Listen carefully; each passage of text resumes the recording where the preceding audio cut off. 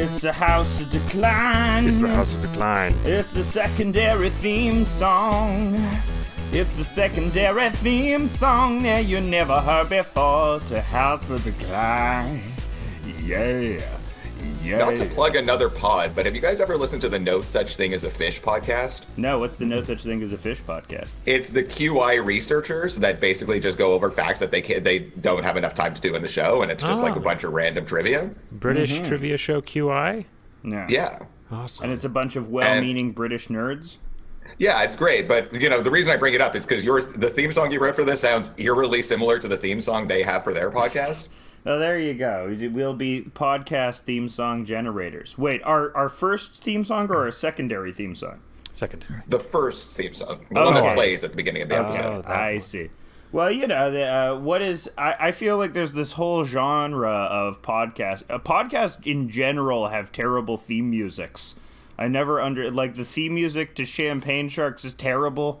The Struggle Session is terrible.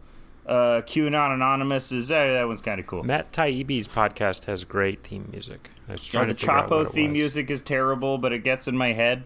Yeah, but I would out of all of the podcasters, I would trust Matt Taibbi to make me a mixtape the most. Yeah. Lame. I like him. He's okay. His podcast is fine. Yeah. And the whole podcast ether out there, everyone's just listening to each other. The voice you're hearing, who is not me or Steven, is Jay. House of Decline special guest Jay. How you doing, Jay? Hey, first time, long time. Yeah. We have you on today to talk about just anything, but there are some issues specific to Canada, which have come up recently, and Jay is another fellow Canadian that I want to talk about, because some lobster things have come about. The twin lobster signs. One is a lynch mob, and the other is the return of Jordan, hypothetically.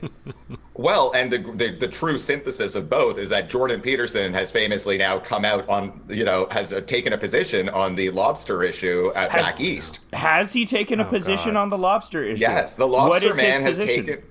He supports the terrorism, the white supremacist terrorism, shockingly. Oh my God! That was like that was his one thing, is that he was like friends with a bunch of Lax Qualms Indians and had like a bunch of I shouldn't say Indians, forgive me, First Nations peoples, and he had totems in the background of his totem pole imagery in the background of his videos all the time, and he always appropriated their shit. And he would say, like, I have been inducted into this tribe of so-and-so. And yeah, but wasn't the story that he basically just paid them to, like, get, like, a special status that said he got to call himself a white boy Indian? I guess so. So there's a lot to unpack here with the twin lobsters.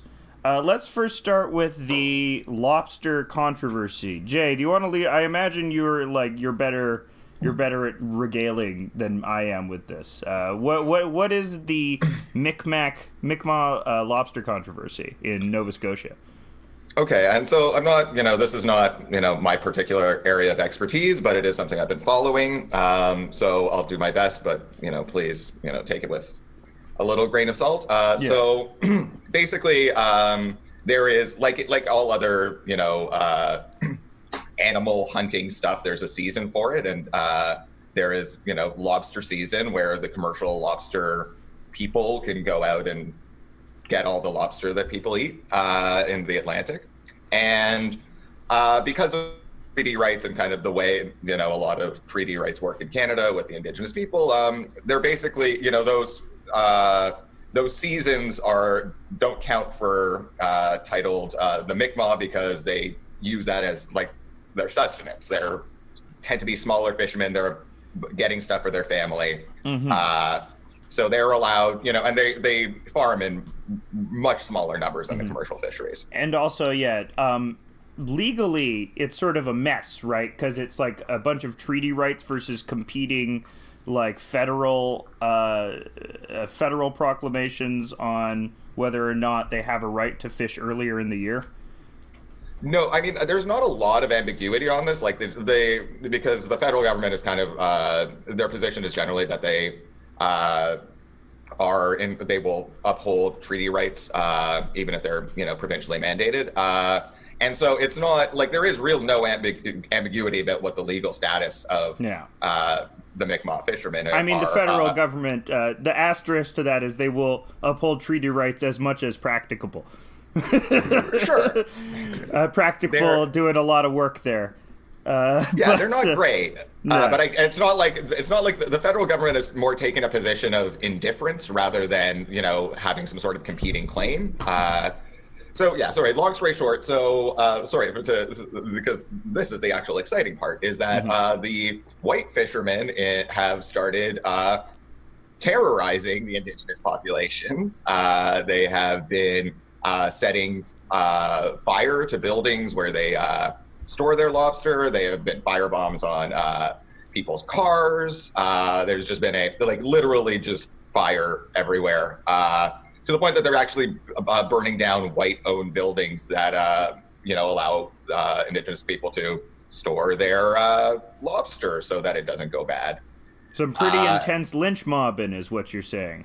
And the big thing, going back to the federal government, is that the RCMP, which is our FBI, they've been, they've been on record saying that this is like a community issue. This isn't a federal police issue.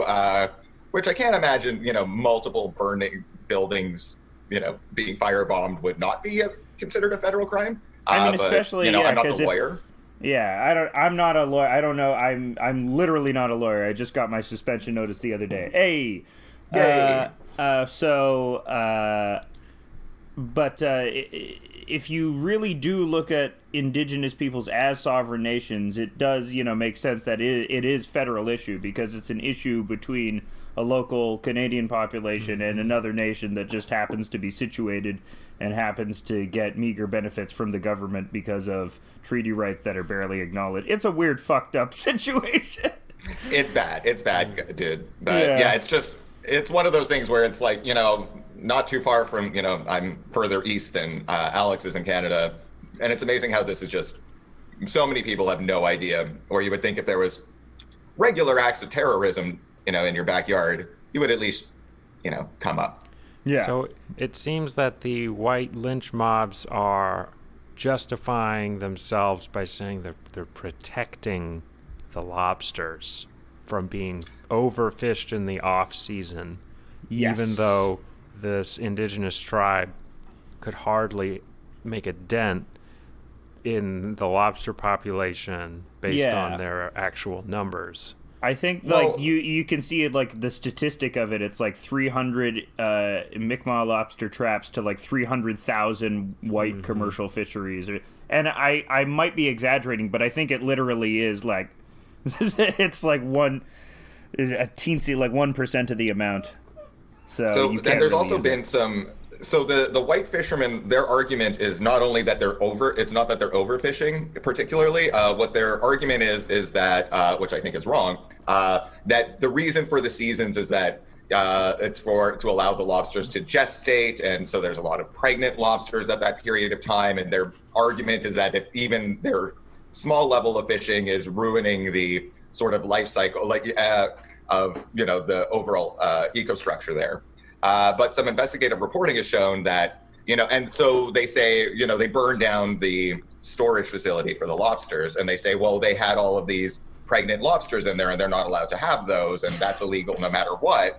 The lobster trafficking, the lobster child trafficking. Yeah, it makes sense why Jordan Peterson has picked that side, because he's always he's got to protect the lady lobsters. Yeah, the lady lobsters are pregnant. They are the lobsters of chaos. They truly are the lobsters of chaos, though. It's not the lobsters' fault. It's the white people's fault. It is. Well, and that, just to finish my point, is that so it turns, they burned down this guy's storage facility, and he was, white owner. He has stuff for the white commercial people. He also has stuff for the indigenous people. And, a lot of people locally have been trying to stay neutral on it. And some investigative reporting, and a lot of these people say that actually it's the commercial fishermen who are actually bringing in all of these pregnant lobsters. And the fact that they exist on the facility does not mean they were brought in by the Mi'kmaq, because 90% of those facilities are actually storing for commercial fishermen. So they're really just grasping at straws because they're jealous that the Mi'kmaq can fish, they want to fish. Well, I mean, I think it's. I don't think it's a real grievance. Or is it actual race hatred? Just totally bored? Yeah, I think it's actual race hatred. Okay, cool. All right, so that's my classic one of that. Classic one of those. But yeah, you do see pictures of like the fucking like people that look like they're trying to hunt Frankenstein, but they're just hunting a guy named Joe, and he fishes for lobster for his family, and it's very strange. Oh, these fucking cigar chomping Mi'kmaq CEO lobstermen. I'm sorry, I'm channeling Bill Burr in order to. Oh my God, these rich. Oh no, Johnny Mi'kmaq. He's gonna fuck us all with his big capitalist lobster dick if we let him get an inch. You know, it's big Mi'kmaq lobster. Yeah, well, crusher crop. I'm reading the New York Times comments, and of course the top comments are like, the real villain in this story is, of course, climate change, which is driving the lobsters north, further and further. It's like, okay. The real villain is Red Lobster, which promises cheap lobster to people despite the massive... Actually, I don't know. What is the environmental impact of lobstering? Is it more or less than regular fisheries? I have no idea. We have to get our fish expert on. Yeah. Yeah, I'm not... yeah, Dan, our fish expert for last week. Yeah. There you go. So the other part of so we have a lynch mob. The other part of this is the return of the lobster man himself, Jordan Peterson. And he is associated with lobsters because in 12 Rules for Life, he articulates that lobsters. I've only heard this information third hand, but I think his argument is that lobster hierarchy is brutal and sort of masculine and violent, and it reproduces itself in human society. So, we can draw a direct line from the alpha lobster's search for dominance into our own life, and to become that alpha lobster, and to take, what is owed to you, and to, be a big dick boss. And so he became associated with lobsters in a way that has forever colored his opinion, at least when people on the left want to talk about him, because it's like, oh, the lobster, it is ridiculous. It is funny that he is now associated with this screwy mudbug. I had no idea that he had this whole theory that based on lobsters and serotonin. This is really nuts. I mean, he's a total hack. I mean, I'm a true... I've been on the Peterson watch, I think, a little earlier than most people did, because I had a severely mentally unwell, drug-addicted friend who discovered him way at the early times, and I had to try to... Don't get indoctrinated by this man, you very, very vulnerable white person. And so I've been confronting his ideas and kind of seeing him get increasingly more insane. And I think there's really only two positions on Jordan Peterson. You either have to believe he's incredibly stupid or that he's a charlatan. And I truly don't believe he's incredibly stupid. And I think, frankly, the fact that, a clinical psychologist knows how to, manipulate, sensitive, weak people is not, something that should be surprising. But I don't sit there and think that Jordan Peterson is sitting at home writing a dissertation on lobsters and serotonin. I do believe that he knows that if he puts a doctor on the front of his book and he runs his, particularly his book for dum-dums, that they're like, yeah, lobsters, they're expensive. There you go. I'm just like one of those guys. I got big claws, and I got antenna and a thresher mouth. Okay, so you say stupid, charlatan, but what about third option, which I think, I genuinely believe he might be actually delusional, and think of himself as like a living god. I think that might have happened, but that's not how it started. It started with him, just noticing that a lot of sad white boys were coming to his office and being like, hey, wait a second here. There's a market for this. Well, will he start a cult? Because I was expecting him to kind of go in the direction of attracting followers to come, like maybe live in a compound. But it seems like he hasn't done that yet, and I'm hoping, against hope, that he still does. I feel like that's more his daughter's project. You know, like he's still like, I want that cushy tenure. Like I can't, you know, I want to make my $150,000 a year with benefits for the rest of my life. Like I don't think he's really going to go there, but she seems like the one who's willing to take the brand into NXIVM territory. Nice. It's funny. I was just thinking about, has a popular psychologist ever transitioned into like bland self-help meandering? And it made me think of Anna Freud and Edward Bernays, and how, like, whether you like Sigmund Freud or not, that shit is foundational to everything. You can't escape it. You read any philosophy from Nick Land to Foucault to everyone, and it's like they're all referencing Freud because... Yeah, all the philosophers, Nick Land and Foucault. That's all of them. That's all of the philosophy. No, but I don't know, Jay, you know about philosophy. You know, everyone talks about Freud, right? You know, I'm not crazy, right? No, I mean, granted, I'm the wrong... I'm Euro guys. I'm also a Freudianly trained, so that's not... I'm probably not the best person to ask. And I definitely have at least 2 hours of content on why Anna Freud was the worst and ruined psychology in America for a generation. Let's spin out on this and let's draw some parallels to old Daddy Jordan. You know, let's talk about Anna Freud. That's not... Because it's not about... Anna Freud was a fucking monster. But the thing is... Jordan Peterson is a Jungian, and Jungian is fash. All Jung is fash. So Anna Freud wasn't fash. She was neoliberal, but like, you know, when you go to the Jung, that's when you get into the weird, you know, cosmic hierarchy, sex trafficking. Yeah, you know logic. The Cronenberg movie where Michael Fassbender is whipping Keira Knightley? That's Jung. That's Jung, baby. That's what they want. I watched the hell out of that movie. That movie Dangerous kicks Method. ass. Dangerous Method. Keira Knightley is a really good actor, it turns out. She's just in terrible things constantly. She's really great in that movie. She's doing all this jaw work in that movie. She's doing exceptional jaw work in A Dangerous Method. Clenching of the jaw. Yeah, she's going, yeah, I'm having the womanly humors. The womanly Yeah, humor. imagine putting that jaw on Fassbender's giant dong. It's a dangerous combination. It's pretty toothy beach, but I imagine like Fassbender's dong is like mostly pus, which is why it's so big. Just has a lot of gonorrhea in it. It's just it's pus-filled dick. Oh, his dick pussy. Well, there's also like, you ever see those guys who inject like their penis with silicone? Yeah, that's just lit. Yeah, it never looks right. It's always lumpy. No, it always looks like those slippery toys from the 90s. You know those slippery junk toys in the 90s that you got at like dollar stores? That was like a water-filled balloon tube. Yes, I think that's the first thing I ever masturbated with. Yes, they were old fleshlights. They were rudimentary fleshlights.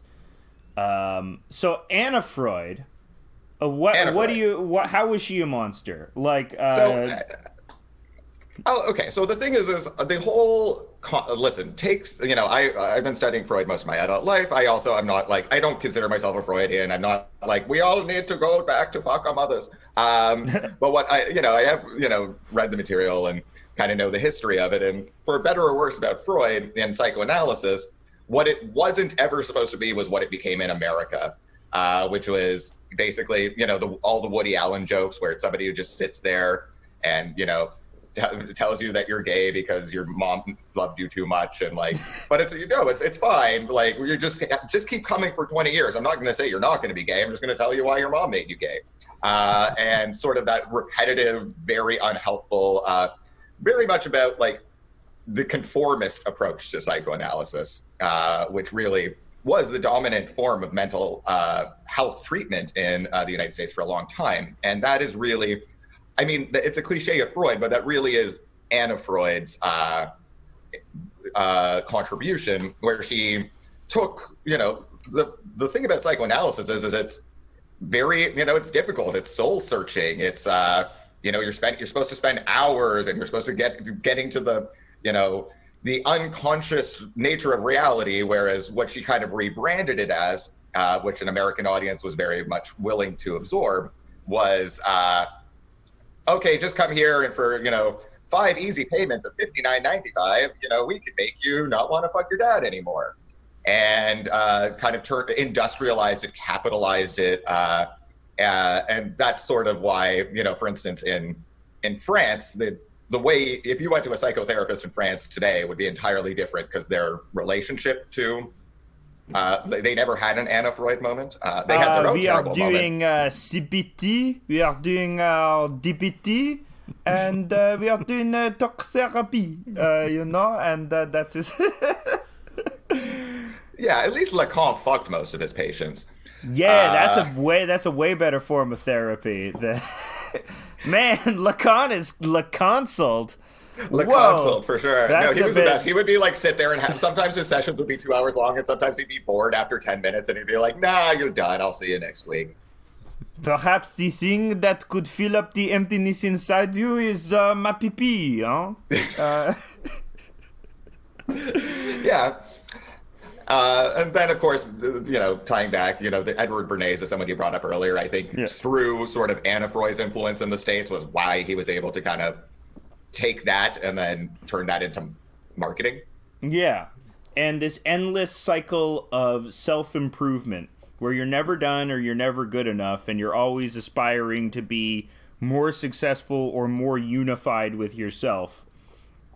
And it just never comes, because it's always a carrot dangling at the end of a stick that's tied to your back by your therapist. I'm not saying therapy isn't bad. Go to therapy if you're like feeling suicidal, or you're having a real mental block. But I think the idea that you should be in therapy forever is what you're saying. That is right. The invention of Anna Freud, and that is sort of still mostly practiced today. And that's what's sort of insidious about an endlessly capitalistically reproducing mental health industry. The only thing I'll add to that is that it's not only that, I think one of the brilliant insights of Freud is that, and it's a very anti, Christian sort of standpoint, right? Which is that we are not pure. There is no redemption. That is sort of the good thing and the bad thing about Freud is that we are all broken. We are all a product of our environment. We all have, we have free will, but it is much more limited than, a lot of other myths that exist about free will. And part of therapy is not, becoming better or becoming your true self or becoming actualized. It's about realizing that we're in a fundamental tension with the world and culture and nature, and that sucks. And it's just hard to deal with sometimes. What Anna Freud really did was, I will make you better. There is a better, it is a clinical solution, and it also happens that you're a better worker, and you're a better nuclear family man, and you're more heterosexual, and we will get you to that end goal. Freud never believed that existed.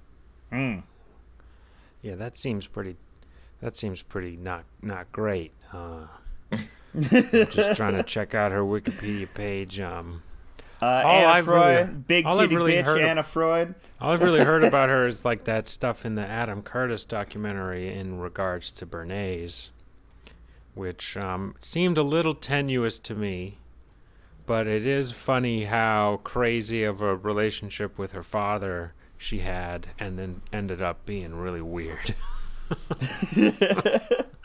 Yeah, I mean, she's OG fail child. Right. Will Michaela Peterson become the Anna Freud of the Peterson method? This is my hypothesis. So if Jordan Peterson is not a Sigmund Freud, though, I don't think his method is more like, it pays more lip service to self-reliance than that method of Anna Freud. So it's less insidious in that respect. Because where Jordan Peterson wants to bilk you out of your money, you only have to buy his book once, and then the rest you can watch his obtuse, mentally scarring YouTube lectures for free constantly. So that's one aspect of Jordan Peterson, which I think makes him better than Anna Freud, or at least just different in a way, not as bad as Anna Freud. But the problem with him is Anna Freud didn't really launder as much white supremacy into her work. Right.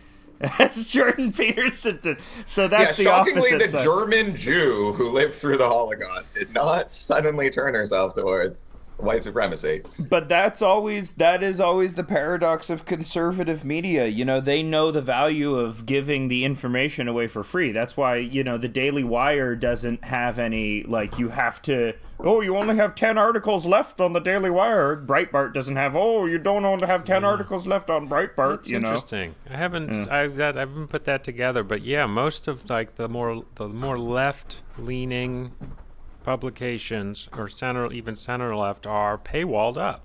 Mm-hmm. Media is the most important loss leader in the world. Why would they do? You think Republicans they understand that, but liberals think that they need to cover their ass economically, right? Like they're basically making all of their revenue, you know, these left-leaning, center-leaning things on, you know, advertising and subscription. Whereas these right-wing publications, they don't need to, they're not invented to generate any kind of money. You have these large endowments from, you know, your Koch brothers or your other, you know, ideological trillionaires.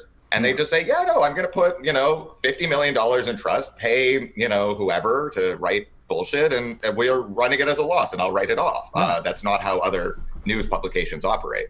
Yeah, the fact that the brain pills eventually start paying for themselves, you know, that's just icing on the cake. Frickin' yeah, and I think that is what sort of I wish Soros was real, or I wish the idea of Soros where there was like a financial backer on the same level as the Koch brothers or someone like that really had a yen to eradicate the capitalist status quo. That would be, and he was, you know, like funding all of these, you know, leftist media loss leaders. Like if Lula was actually as corrupt as they said, then he could actually fund all of our left-wing publications. Can you imagine if like Lula was corrupt? I would love it. There have been weird takes about Bolivia, and I just don't understand it. Is Mas actually capitalism's, or are they good? Like the weirdo holier than thou leftists on Twitter think that Bolivia in Mas is bullshit, and then the more, you know, run of the mill socialist people I follow are in favor of the Bolivia people. I just don't. Why do they not like Mas? I don't know. Like Amy Therese doesn't like Mas, and I just can't. I can't understand why. Seems good. Amy Therese has made her career being the Armand White of leftists. The best reply was like, it's just that Australians hate it when Indigenous people win. What? That was why she doesn't like Mas. Yeah, I mean, I think, you know, there's, you know, problem is the whole idea of like the left is a little bit all scatterbrainy. Like the left is also like, you know, I think a lot of the people who don't like Mas are either like just the super like basically Marxist death cult people who are like, if we do not have if whatever you propose is not a violent revolution, it is not politically viable. And then there's the other side, which is like the people who are like so, you know, narrow-mindedly ecological that they don't like that Mas is moving towards more industrialization, and like they're not, you know, and part of coming out of, you know, a history of colonialism and poverty is that you need to sometimes make some pollution so that people can have houses and cars and live decent and have like heat and air conditioning and those kinds of things. And not nearly as much as pollution as, you know, we generate. But you know, any by that, I mean, it's always about demonizing people in the southern hemisphere, right? You know, fuck all these kids having children in Africa. They're overpopulation. You know, fuck all these Africans trying to industrialize. There's too many of them because they overpopulated and now they're polluting. You know, you can't fucking win if you're in a third world nation. There's no way out. You're always going to be inconveniencing the white people that took everything already. It's like, I'm sorry, now I'm sorry you took everything. You don't get to have air conditioning. Sorry, we ruined it for you. But we can still have air conditioning.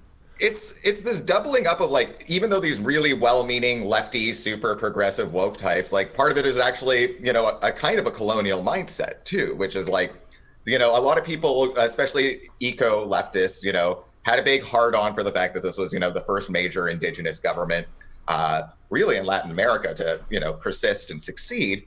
But then that also came with them their prejudices of why they quote unquote like indigenous people, is because they're like, no, they're Pocahontas. They paint with all the colors of the wind. They would never want to build a transnational highway that would, allow people to get out of subsistent wage, situations. No, they're supposed to be the ones that we imagine in our head are these perfect angels attached to the earth.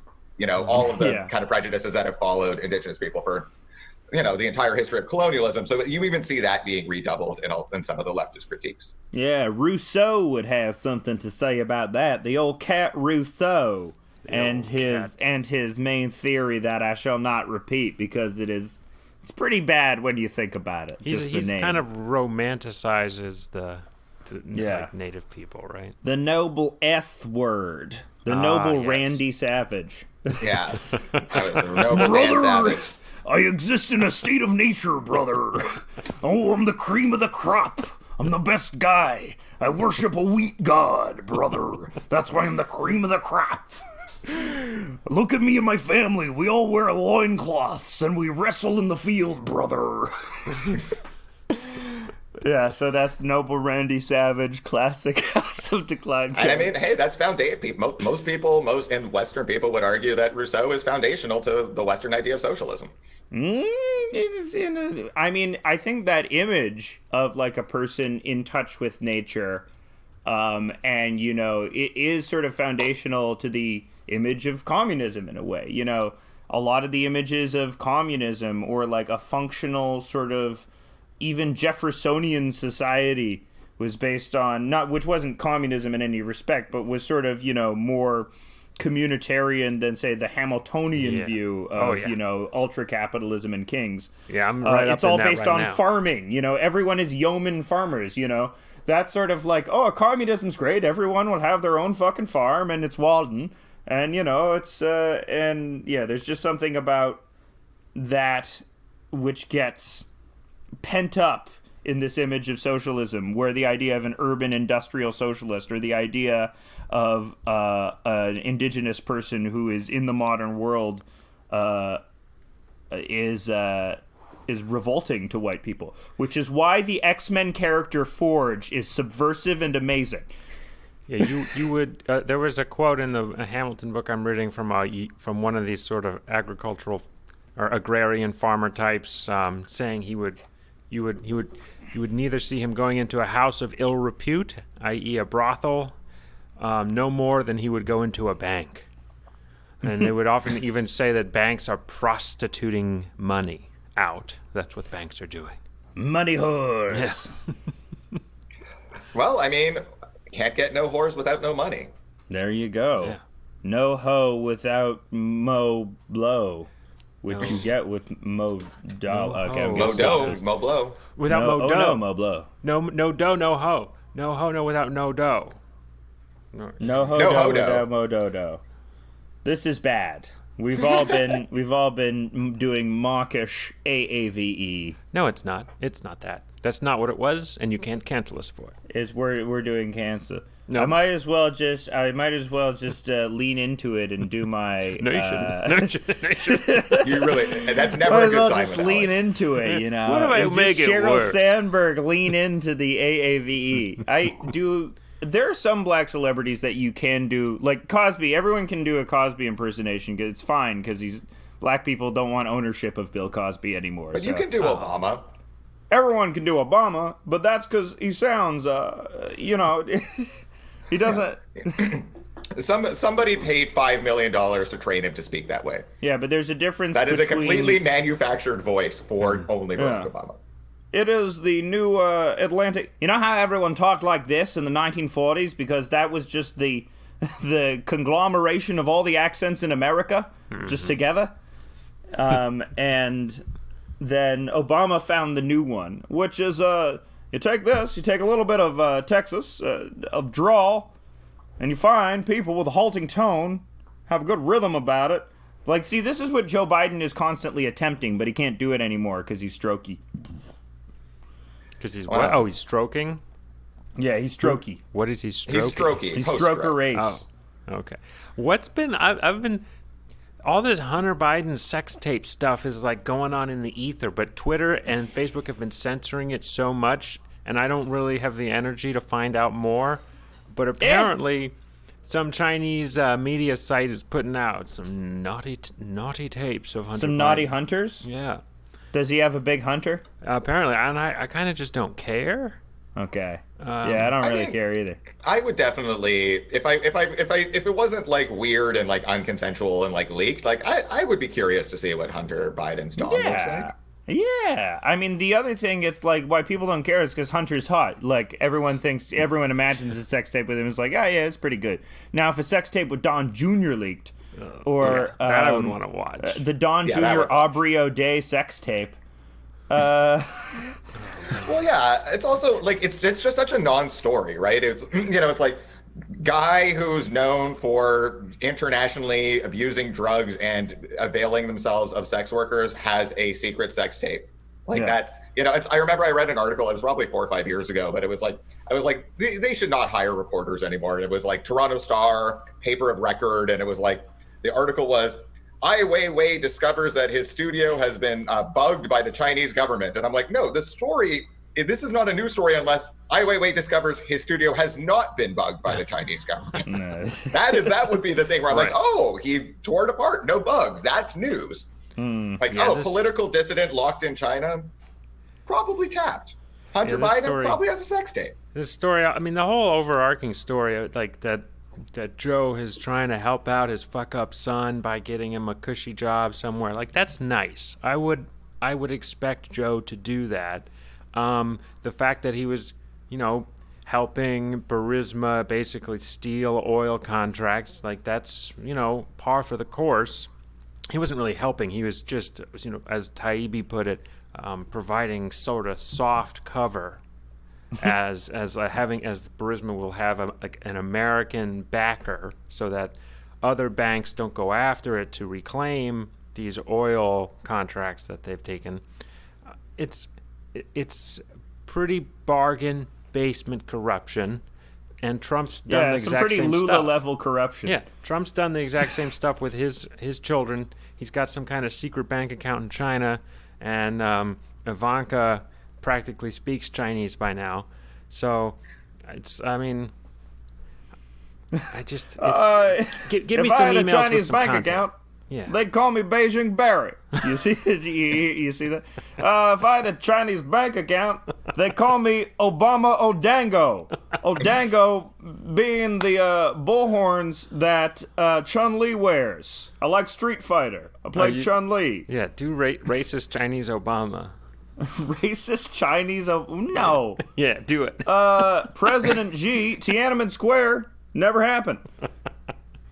Fake news. Yeah, I think that's about as far as you can go on that one. Fox, but no suicides at Foxconn. Like, do the Trump people, like, I guess this is the question I really don't understand. Like, do they think that, the thing that makes me laugh is like Trump is like, he loves his son, everyone must hate him. I'm like, no, most people like their kids. So I don't know if it's his own delusion or if it's just that, he's always been campaigning to the same 20% of the population. That's really, and they will just take everything hook, line, and sinker. Or is there someone on the team who's like, yeah, Biden's gay for his son. We'll exploit this. I don't know. I've never lived in the States, so you guys have more. I think they're hoping. There. No, I think I know what it is. I think they're trying to do another. They're just trying to do another Hillary. They think the bad will from Hillary transfers over to Biden, but it doesn't, because she was like a unique avatar of neoliberal fecklessness and hypocrisy, whereas Biden is like identifiably human. That's always been his ace in the hole. He's been a terrible governor. He's been a legislator, but he's not like a lizard person. He's just like a nice human that got in the thrall of the lizard people and just was like, oh, these guys are great. They provided a lot for me. That's why I think that Trump's going to lose, because beating up an old man is not a good look. But, beating up the totem of all evil makes you seem like you are a superhero. Yeah. That's what 2016 was. He was going up against the deep state. Now he's kind of just beating up a sad old man. And and it's hard to, I mean, unless you're a Q person, like you don't get really any deeper into the state than you do in the presidency, right? Like you can't really run the government and also be anti-government. And, especially like, I'm going to drain the swamp. Well, you didn't. So, there's just a lot, like, for whatever percent of the population that wasn't just pure MAGA chuds that said, hey, let's vote for chaos. Like, I don't think that vote is in the... No, the chaos vote's not in it anymore. The spite vote's not in it anymore. Actually, the spite vote might still be in it. Forget the spite vote's always in play. Yeah, there's going to be some spite vote, some angry, a lot of angry Bernie people are going to do a spite vote. You think Bernie people are going to... I think Bernie people will just stay home. Yeah. I don't know if they'll... You think? I don't know if they'll vote for Trump. Well, I stayed home. I still voted. Yay! Whoa! Ballot. It's a ballot joke. It's a mail ballot joke. Hey, the mail-in ballots got us a socialist majority in British Columbia. But that's Canada. We're not talking about Canada anymore. We're talking about America, because America's worse. Yeah. Well, America. Hey, let's talk about Germany for a second, because there's this new Netflix show called Barbarians that I've started watching. Okay. And is it a German show? You brought up, yes, it is German. It's in German and Latin, so it's set in 9 A.D., and it's about Arminius, the German folk hero from 9 A.D. who led German tribes to defeat the Roman Empire at the Battle of the Forest of Teutoburg Forest. And you were mentioning how Jung is a fascist, so I was trying to quickly look up, and as I suspected, Jung has the connection with Jung and fascism comes with German like mythology and folk psychology and like the blood and soil like pagan stuff from early German history that was repressed post World War II. And this show Barbarians is interesting because it is German, and on in 2009. The 2,000-year anniversary of the Battle of Teutoburg Forest, they did not celebrate it in Germany. They were like repressing it. But now, I don't know, 11 years later, we have a German production that is painting these barbarians in a very good light. I say barbarians, but that sounds like right up my alley. Is it like, does it have like that whole like John Milius's Rome feel to it? It's good. It is good. Okay. I like it a lot. It has to me. It's like the show Vikings, which I liked a lot. Look, you're saying these German TV execs. Look, the Nazi audience is a lot bigger now. We can get away with this where we couldn't before. There are not as many people. If people protest this, a bunch of these secret Nazis will come out on Twitter and say, "Oh, free speech, cancel culture. Do not cancel the beautiful man who is the head barbarian." Now they're just going to weaponize the AFD to just go fucking invade Italy or something. Get them out of the way. That's why they're putting this on the TV. They're like, go to Italy. You do it again. Right. I think it's going to be a big hit with the German right, which has risen lately in the past 5 years. AFD, the Q movement is the biggest Q movement outside of America is in Germany. It wasn't like one of the recent Berlin Q. It has the biggest Q celebration was in Berlin recently, like 32,000 people or something like that. I'm wondering when Q is going to. Cause Q in America is sort of evangelical. Be interesting if Q in Germany goes like the sort of the neo-pagan route, and they start talking about Wodan. Yeah, but then some German guy is gonna ruin it by like nailing the 98 theses of Q to the wall. The Q schism. Yeah, It's gonna happen. Yeah, because there's too many Q indulgences. Like you can get away with a little pedophilia if you get an indulgence from Q. A Q schism you can get away with a little. A Q schism may be a really interesting way of trying, if they get too powerful, of trying to fracture the community. That would be actually a good tactic. I think there are noticeable, if you want to fight Q, there are noticeable fractures in the community because there's a lot of church moms in it that are like, oh, I don't like child trafficking. And that's how they get in it. And they watch a bunch of YouTube videos by people with credible sounding voices, and they don't know internet literacy. Get off their back. They don't have time. And that's the insidiousness of Q, is it's like proven able, where Pizzagate was just internet incels, Q is able to draw normies, which is why it is a weird, dangerous conspiracy that people should be paying attention to.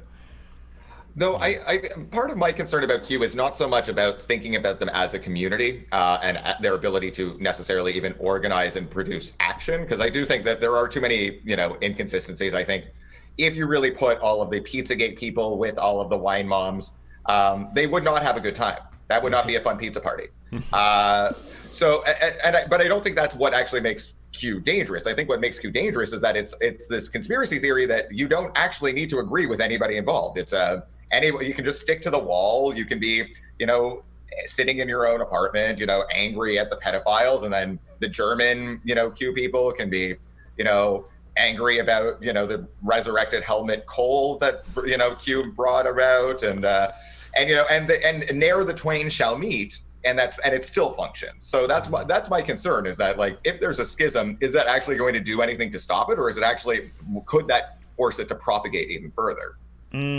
I think the more Qs, I think Q has an exponential relationship to Qism. I think the other insidious nature about Q is its omni meta quality, where it's not just one conspiracy, it's all the conspiracies in one conspiracy. And anytime you try and break it, it just becomes part of the conspiracy. There's this weird hyper-normalizing gray goo-like aspect to it. I even saw, Hassan Piker did a thing where he went to one of the Netflix, Q protests, and just kind of went with his camera and, had his mask on and did all that jazz. And, just watching him do that for an hour, and just the people talking, you could even see within that group at the Netflix protest, because of cuties, you could see the Q people going at each other. They were still in the same rally, but they were people who had signs against other Q people. They were like, oh no, we don't want the new age Q people. We're the OG Q people. And no violence. They all seem to get along fairly well, but these lines are already being drawn. Yeah. I'm an Orthodox. Also, Hassan Piker's very hot. Hassan Piker's a daddy. We have icons that we put up on a wall in the Orthodox Q, Eastern Orthodox Q. Different hats. We need to get Q to the point where all the people are basically just have different hats, and that's the extent. So the Catholicizing of Q. Just make it a hat-based thing. It is a hat-based thing, as Dennis Leary once observed. Yeah. October 17th was supposed to be a very big day in the Q world. It was supposed to be the day that Trump would announce that his vice president was actually going to be JFK Jr. But it didn't happen. And, no. I guess I got to get on 8chan and figure out what's going to happen. But okay, so I haven't been that far into the Q, but why do they want JFK Jr.? Why is JFK Jr. good?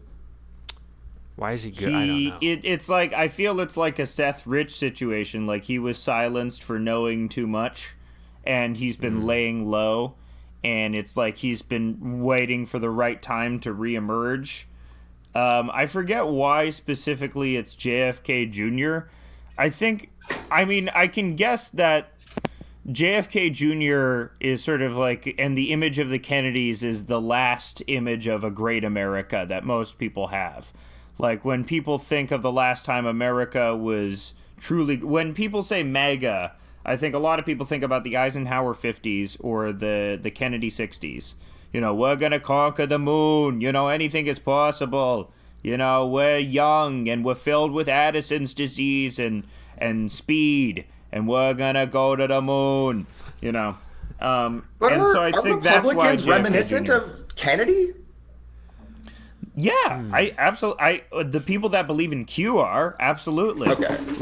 I think because Q pulls from all sides. It pulls from that weird, I think most people don't really have coherent political ideologies, which is why they can like Kennedy and why they can like Reagan and why they can like Martin Luther King Jr., you know, all in the same sentence without really evaluating their politics, just more what they stood for or how they made them feel, which I think is really also the goal of a politician, to make people feel a certain way, you know?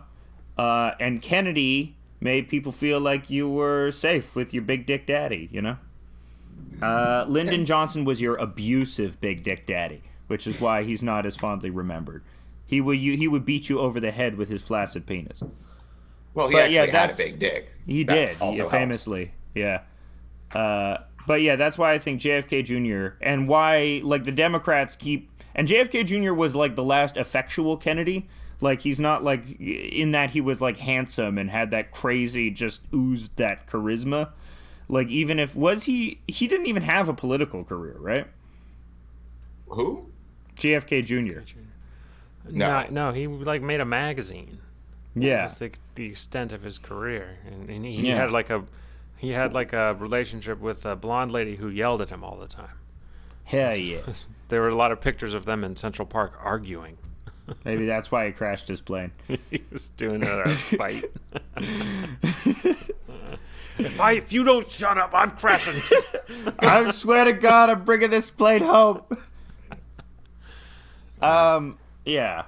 So I was trying to think of a straight to the moon joke, Alice, but I couldn't do it. We're going to the moon, Alice. We're gonna conquer the moon, Alice. Plummeting to the earth, Alice. But it's JFK Jr. because it's also the JFK conspiracy, because QAnon is the ultimate conspiracy. It's all conspiracies in one. Yeah. It's the Kingdom Hearts of conspiracies, you know? You play a little spiky-haired boy that's trying to stop Xehanort, who's a child trafficker, from going to the different conspiracy worlds. And you can go to JFK world, and you can go to Moon Landing is Fake world, and you can go to 5G conspiracy world. And all of these are part of the all-consuming QAnon Kingdom Hearts.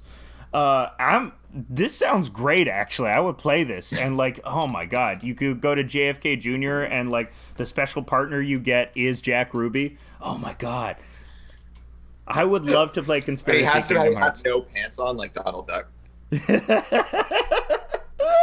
Let's get on the RPG Maker and make a QAnon video game.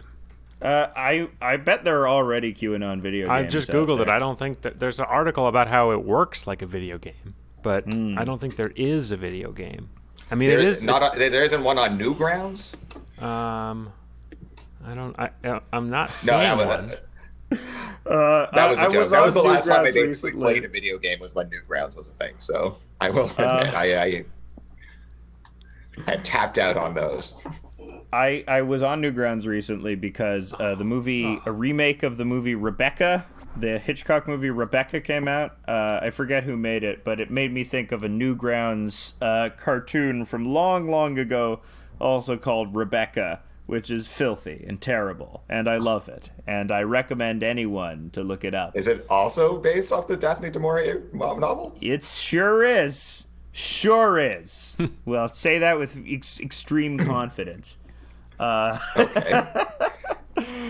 I taught Rebecca in my Hitchcock class, and it was universally the most hated of all of the Hitchcock movies I showed in my Hitchcock class. I've never seen Rebecca. It's good. It's kind of boring. It's black and white. It's a little slow. It's a British production, but it's good. All right. What's the plot? Does Becky? Young girl meets rich man who is widower. He takes her back to his mansion in foreign land, and then it gets spoopy. That's a problematic relationship. Spooky. That's like Alex Morse. Wait, is that the name of the mayor, the gay mayor who was on Tinder and trying to date someone 4 years younger than him? Alex Morse was being problematic, so he lost an election. There you go. Yep. Yeah, he was Bryan Singer all over the place. The Bryan Singer of Massachusetts. They call him. Is a masked Bryan Singer? No. Masked. Oh no, the masked Bryan Singer. I'm X-Man. Wouldn't it be funny if one of the Masked Singer people was Bryan Singer? And like Bryan Singer, and the cops chase him off stage like a bunch of Keystone cops with waving. Get him! He's child trafficking.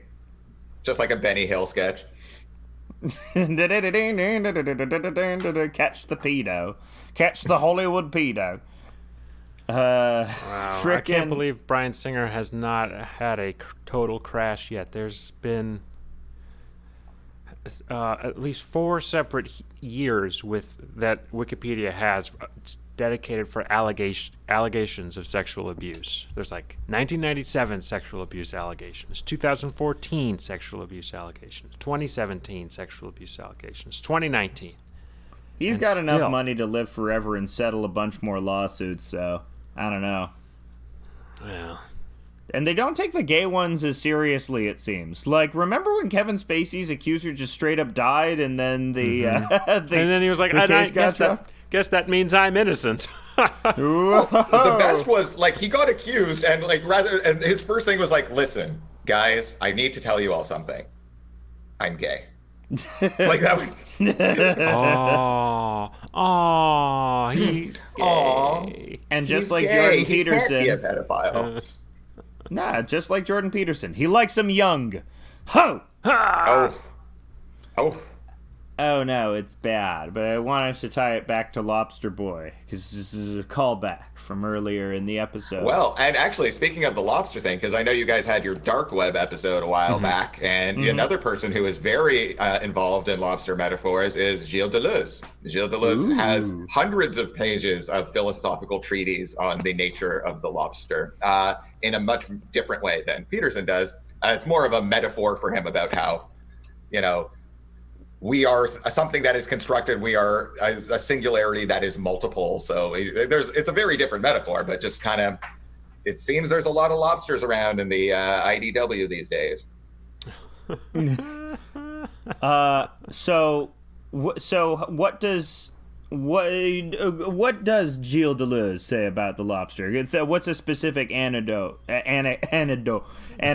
you can tell me? Our friend Miles did a piece about this. It's actually when we did that sandwich show a number of years ago. That was the recording he did. But the shortest way I could put it is that one thing that De Luz finds really interesting is that they've got 2 claws, but the claws do very different things, and they have very different purposes. But they're both claws. And he's saying that and I don't remember all my lobster anatomy at this point.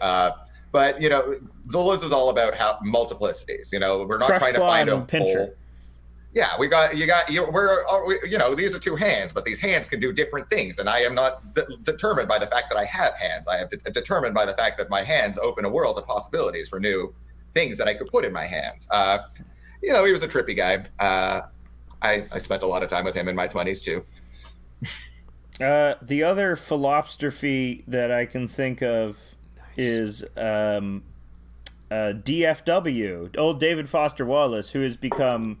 I love the David Foster Wallace memes about how he's just like for basic men who are like, it's like, how like every basic man likes Fight Club. Well, they also love Infinite Jest for some reason, even though no basic dude I know likes Infinite Jest. It's about tennis and footnotes. Yeah, it's got this weird association, right, with this little like broy thing, and like he was not that way. And also, I can guarantee you, if anybody who picked up Jordan Peterson's 12 Rules for Living Your Life decided the next book they were going to read was Infinite Jest, they would not get very far. I like long books. I can handle this. Frickin' What did old David Foster Wallace say in Consider the Lobster? What was his... I never read that. But now I'm curious. Yeah, I didn't read it either. People seem to like David Foster Wallace a lot. They see him as a guru of modernism, sort of, as a guy that failed to heed his own lessons about navigating a disjointed and more alienating life. It's a collection of essays, and some of them are reviews, so... One of them is titled Consider the Lobster, though. Yeah. And, what's that one about? What's that essay about? From Wikipedia, it says it's concerned with the ethics of boiling a creature alive in order to enhance the consumer's pleasure. That's what it's about. Well, yeah, but that's totally outdone by the fact that most chefs' practice, as we know, is to crush the brain first before you boil it, because the fear of boiling actually spoils the lobster meat. What? The fear? Well, yeah, because the idea is that if you boil the lobster, the meat is going to get tough for a period of time because it's going to get in shock. It will experience at least some level of pain. It's the same with slaughtering any animal, right? Like you have to kind of let the meat relax before you would put it onto the market because it will tense up. Whereas stabbing it right through the brain, the argument is that it kills it immediately. There's no pain, and so it doesn't have that muscle retraction thing. I never considered the method of execution as a way of toughening your meat. Yeah, well, because if you suffer, the adrenaline rushes through your body, and then your muscles contract naturally. Well, it happens with anything, right? Like we all know about rigor mortis. Yeah, I know it. Rigor mortis. I know. Do I? Who's It's Halloween. It's our Halloween episode. It's spooky. It's spooky. Is it our Halloween episode? No, technically. I guess technically. Yeah, Halloween's going to be on Saturday, so our next. Oh, I would have put on my Halloween costume.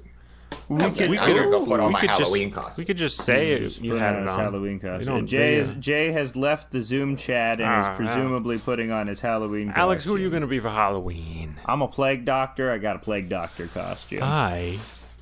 I'm going to be a stay-at-home dad for Halloween. Yes, I am. You can't give trick or treats to no stinking. What is that? Are you Sailor Mercury? This is actually my last year's Halloween costume, where I was James from Team Rocket. Oh, that's good. This was easier than putting on my actual Halloween costume, which will be Rain from Mortal Kombat. Oh, because of the masks. Yeah.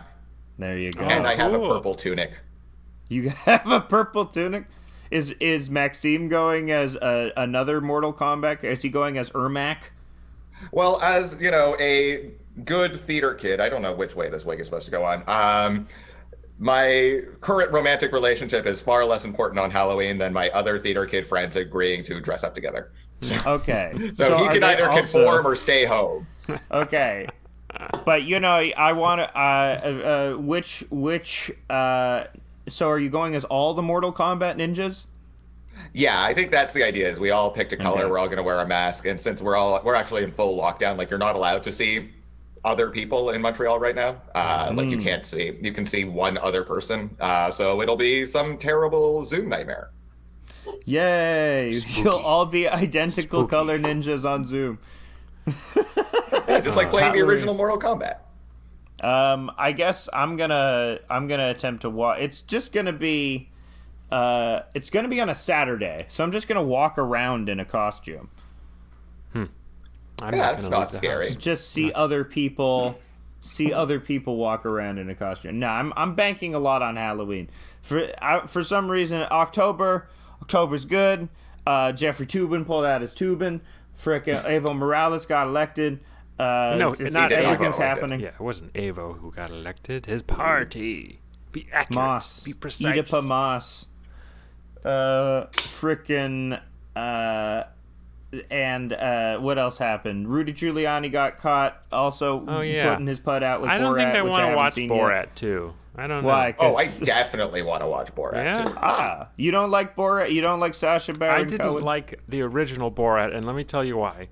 Because growing up in Texas, Borat 1 was not taken was not taken well, in my opinion. It was used as an excuse for virulent anti-Semitism in my school, and at one point I had to play the chords for "Throw the Jew Down the Well" for an entire bus of people who were not singing it ironically.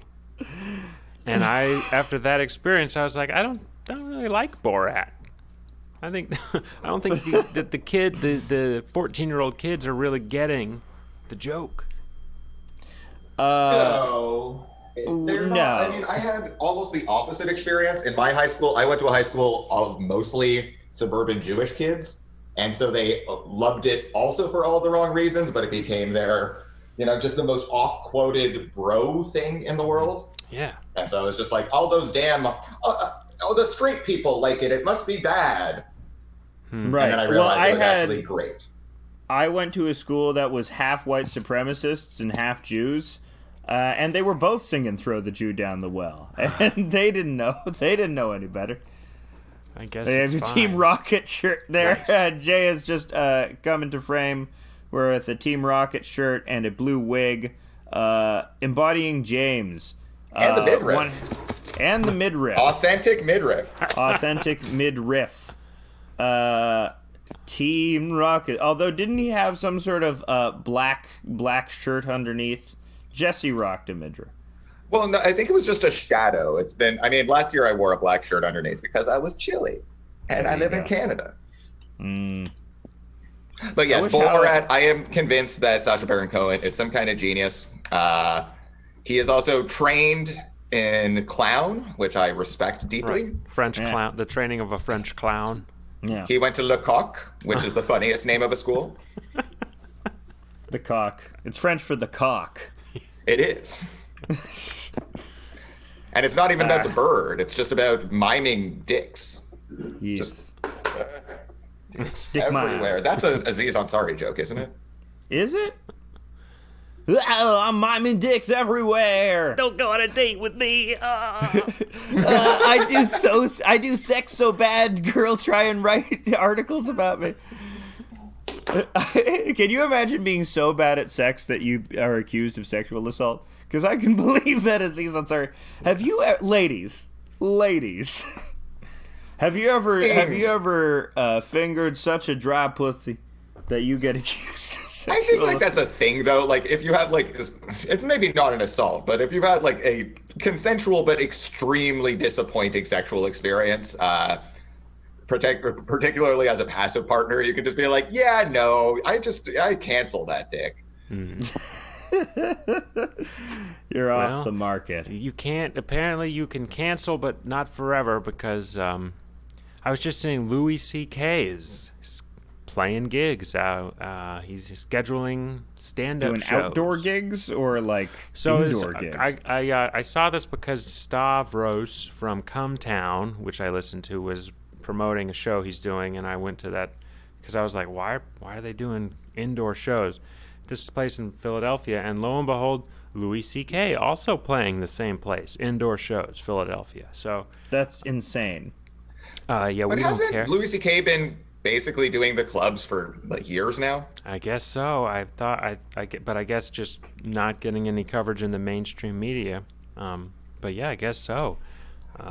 But right before COVID was that whole thing where he went on that bad Asian joke, and then he made like the bad SJW jokes, and that became the thing where it's like Louis C.K. came back, but he's alt-right. And I was like, I don't think that's what's happening, but also he was just working out some bad material. Oh, here we go. Yeah. There's an interview with Josh Hartnett about Louis C.K. Josh Hartnett says Louis C.K. has been pretty shameless in making a comeback after sexual misconduct scandal. No, Josh. Josh Hartnett. Not Josh You're Hartnett. tearing them apart, Josh. My go-to for comedy news, Josh Hartnett. Yeah. I don't care that Louis C.K. still has a meager career. I really don't care. I think what he did was shitty. I think he should get to be a millionaire and like contribute to the cultural conversation at the level that he did because of what he did. But can he still, eke out like a couple $100,000 a year doing shitty tours? Yeah, I don't care. Well, a different person, actress Ellen Barkin, said that she hopes Louis C.K. gets shot. Great. All of these like B-tier actors really have a lot of takes on Louis C.K. all of a sudden. I guess did Ellen Barkin say it on Twitter? Let's see. Where are they getting these quotes from? Do they quick? We got to know what Ellen Barkin thinks about Louis C.K. She tweeted it. There you go. She later deleted the tweets, but yeah. Yeah, I think he should be shot. He's not even the worst one out of. I mean, I'm not forgiving what Louis C.K. did. And raped. She said, "I hope he gets raped and shot." That's more than what he did. Yeah, that seems like a disproportionate punishment. Yeah, it's like, what is the act, right? Like and who's going to see it? That's what I'm really like. At the end of the day, do I need to go? Am I probably ever going to watch another hour-long Louis C.K. special? Probably not. Just the same way, like, I'm not going to watch another Woody Allen movie. I'm sure they're fine. I'm sure they're Woody Allen movies. Are you going to watch the new Woody Allen movie, A Rainy Day in New York, with Timothée Chalamet? Timothée Chalamet. Woody Allen was trying to molest him, but then you're just a very pretty man. Oh, okay. I thought you were a young girl. I'm sorry. Oh my God, a penis. He's like, except he was kind of into it. Yeah. You got to keep upping the ante, right? My God. Woody Allen, he's QAnon. He's part of the whole QAnon conspiracy. He's child trafficking. He is. There are lots of Jewanons, like Brace Belden. CIA. Brace Belden is CIA. Oh yeah. QAnon is an op. Hundo. Yeah. Hundo Percento. Hundo P. Yeah, he got CIA'd up when he was with the Kurds. Yeah, because famously well supported by the CIA Kurdish population. Very supported by the CIA. Especially those Kurds. Like, it's not those Kurds that the CIA likes. The CIA likes the Iraqi Kurds. Right, the Christian ones, right? Yeah. They don't like the weird anarcho-syndicalist, like, Murray Bookchin fucking reading. I have a friend from high school who spent some time with the Iraqi Kurds. He actually lived there for a year, and he was driven around in this limousine with he said it was a literal billionaire Kurd who was the most racist person he had ever met, and they would do coke in this limo. And they're very crazy. He said it was pretty safe, the safest part of Iraq you can be. For sure. And that's been like that since before the actual Iraq War. That was they got a lot of those protections after the whole Kuwait incidents with Bush Senior, and have long become allies of the. I mean, it's also you can't blame them. They're sitting around. They're an ethnic minority surrounded by a bunch of fucking people want to get rid of them. And if Americans said we'll take care of you, I'd probably take that deal. Well, that's the same logic they use for Israel, Jay. Think about your words. Think about your words before you say. Hey, might makes right. Okay, Israel's okay with me. So, my friend, some of my girlfriends right before we went under lockdown were like, maybe I will consider, going on a date. I haven't gotten laid in 8 months. Maybe I'll go on Tinder. Oh, no. And apparently the stories I've been getting is that all the Tinder profiles have gotten way weirder than you thought they would. And she just had a guy who she swiped right on who was cute, and he just kept spamming her, "Would you die for Palestine?" over and over again. But that is pretty hot. It was Hassan Piker. It's called Dirty Talk. Would you die for Palestine? Would you? It's the Curb Your Enthusiasm. Fuck me, you Jew bastard. Fuck me like your people fuck my country. There's this great art porn by a guy called Bruce LaBruce, Canadian pornographer, and he's like such a fuck you. He has in one of his porno movies, which is all about gay Nazi skinheads fucking each other. It opens with a straight sex scene, which is this big, controversy, and it's hilarious because it's clearly a gay actor, and the woman is just but she's just going, "Oh, fuck me for the revolution, Rolf," and that's been a line I've used for a very long time. Fuck me for the revolution, Rolf. A lobster. The other lobster thing that I can think about is the Colin Farrell movie. What's his name? What's his name? Yeah. Panos Rastakis, Stavros Halkias, the director Stavros Halkias, who also directed The Favorite. No, it's got. I also have a computer. Steven is not the only one who has the power. Yeah, the Dogtooth with The Favorite, Colin The Killing of a Sacred Deer, which I love. Yeah, what's that guy his makes fucking good name? movies. Greek fella. Yorgos Lanthimos. Yeah, Yorgos Lanthimos. The Lobster. That movie's great. I like all of Yorgos Lanthimos' movies. They're weird and they're sort of off-putting, but that's the point. But trying to tie these themes back together. the point of the lobster is that you must find your mate within a specific time, or else you get turned into an animal. This weird sci-fi commune. And, Colin Farrell, the protagonist animal, is a lobster, that he's going to turn into. And I think, with the Jordan Peterson theory of male lobsterness, I think this is very funny. The lobster is this model of this alpha in a social hierarchy, and how even though Yorgos Lanthimos' movie predates this, it sort of still presents this image of this insect only motivated by pain and crushing and destruction as the ultimate endpoint to your alienation from women. Well, I think if you're feeling alienated from women, you should just cover yourself in garlic butter and you'll be fine. There you go.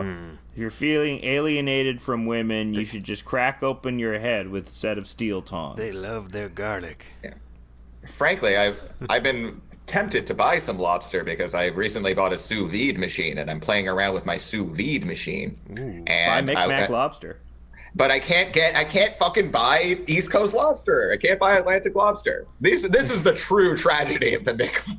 Is that I have too many qualms to support this fishing industry anymore. But how else will I know whether it's better cooked at 118 degrees or 117 degrees, guys? Come on. You gotta get your sous vide bags. That's how I'd like to go. I'd like to die by being sous vided to death. I recently did that to a stuffed animal. So Alex will know that I have an increasing collection of stuffed animals that I've never purchased for myself. But my mother every time I move to a different city, my mother gives me a new, more cumbersome stuffed animal that's difficult to move with me. And it's always strange. It's not like a normal one. There's always something slightly off about them. Yeah. So she recently gave me a 4-foot-tall elephant plushie. Good. And she insisted I take it back with me the last time I visited Toronto, and I couldn't figure out a way to get it on the train, so I put it in a giant vacuum seal bag and then just watched the life out of this stuffed elephant just get sucked into itself and its eye pop out, and it was extremely disturbing.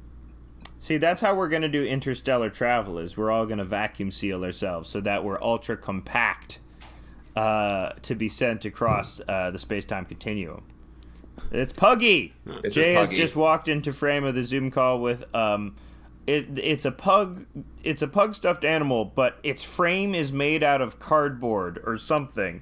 It has a foam frame which makes it hard to the touch, which is it's not squishy. Sort of off-putting. He's got a squishy butt, but he's got a really hard head. And it's also surprisingly lifelike, which gives it that sort of uncanny valley thing going on, which is that's just one of the wonderful animals that Jay's mother bestows upon him. Get her to get you a stuffed lobster next time. I will. I've been craving a lobster roll. I want to go to Cape Cod and get a $30 lobster roll brought to me by some snooty waitress.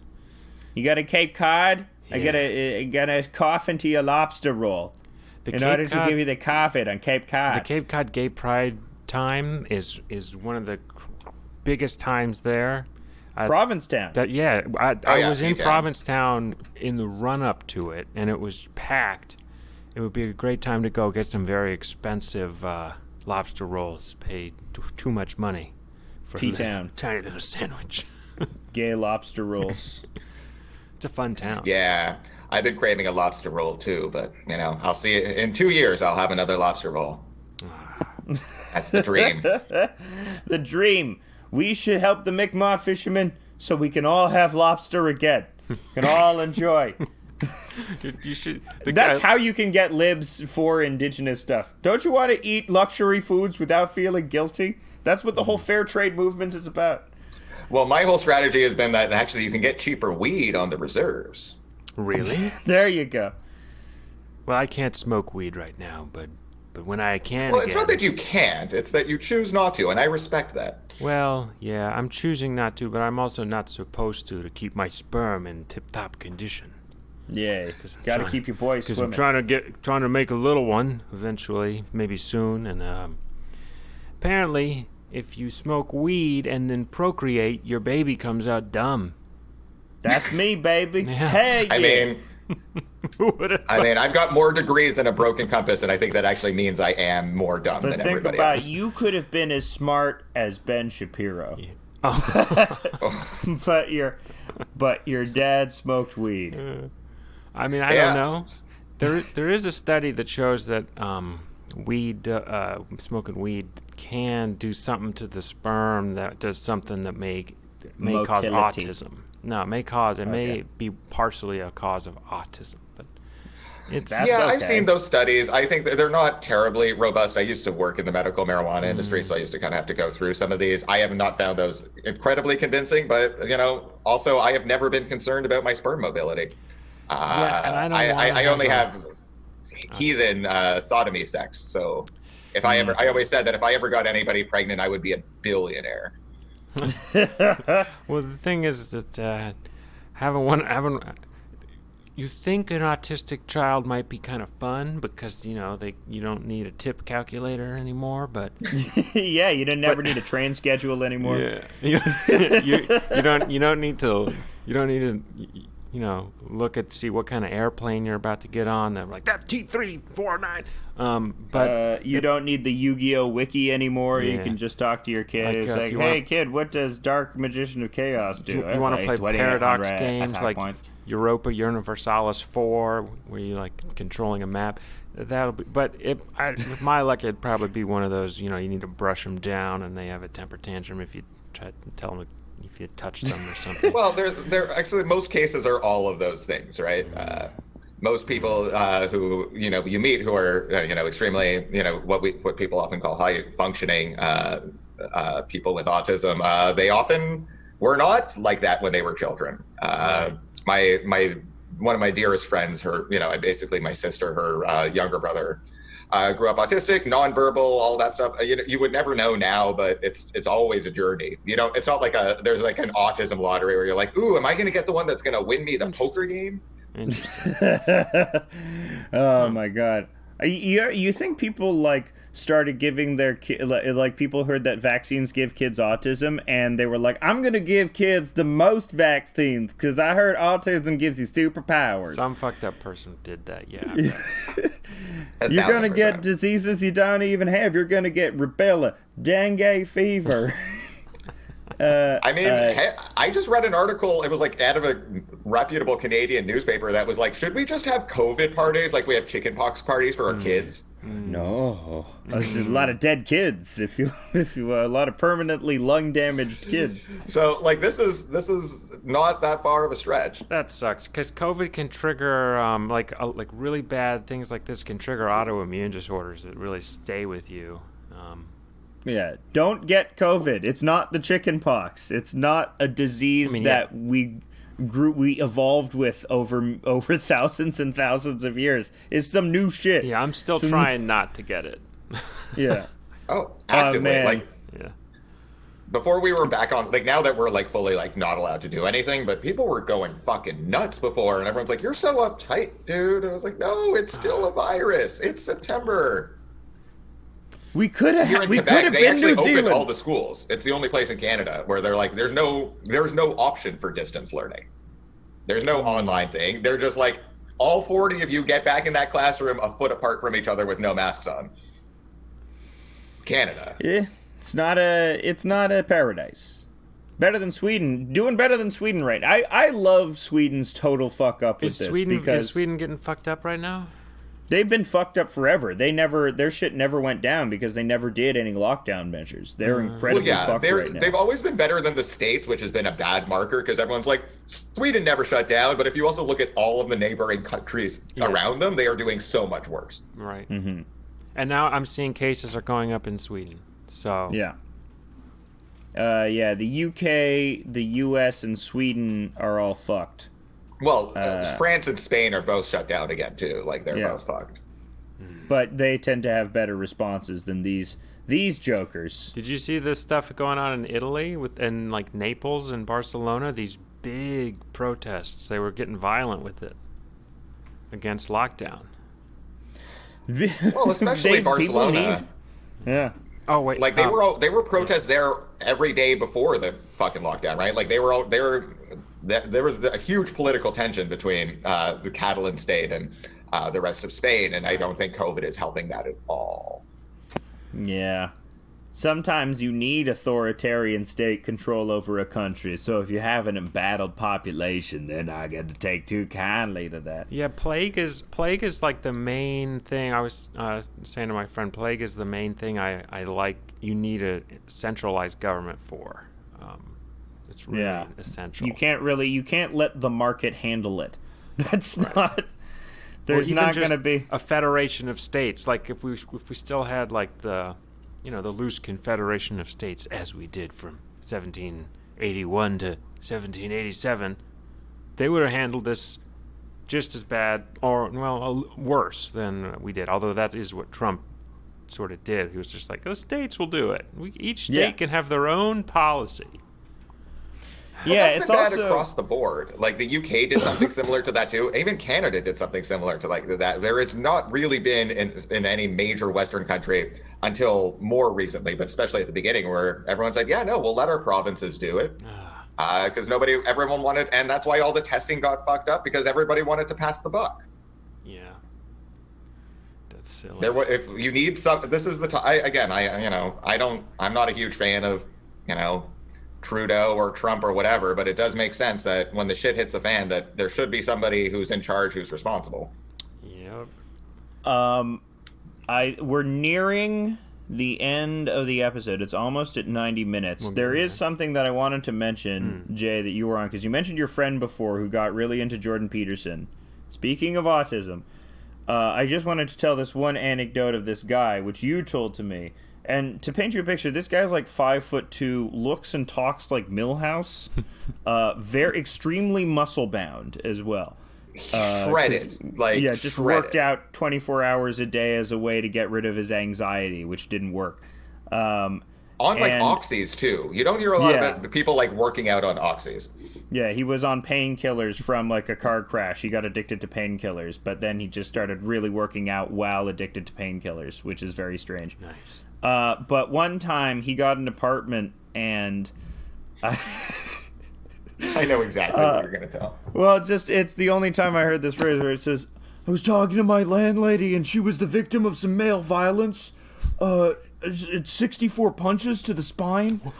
64 elbows to the spine. 64 elbows to the spine. And that always stuck with me. One, the phrase victim of... I just never heard the phrase male violence before as like a qualifier. And also the 64 elbows to the spine. So... Was it in a ring? Were they in a ring? No. So she was... The way he... And the only reason it's really funny is because this is a guy, too, who would like call me at 1 a.m, zanned out after drinking a case of beer. And he'd be like, oh, hey, Jay. I got a new roommate. Oh, that's cool. And he's like, yeah, it's pretty cool. Except she was also a victim of male violence. And I was like, male violence? He's like, yeah, 69 elbows to the spine. Oh. I was just like, what? Oh, no. The reason he got the apartment was as he was basically like part-time her caregiver. She was disabled. She became disabled after the male violence incident, which is not funny. But this just very zanned out. Clueless guy's choice of adjectives is always a way to make me chuckle. But also the fact that he was a Jordan Peterson dude on top of this. Well, he wasn't. You were trying to talk him out of it, and it didn't take because. Well, it was so weird because he was like really because I was we were the same age, but I was in grad school and he was finishing his undergrad, and he was like he kept coming to me to be like, teach me about Marxism, teach me about Derrida, teach me about De Luz, teach me about Freud. And I'm like, okay. And then he's also like, I'm also really into Jordan Peterson. And I was like, you're going to have to make a choice, buddy. He did, eventually. And he did. And it was with Peterson?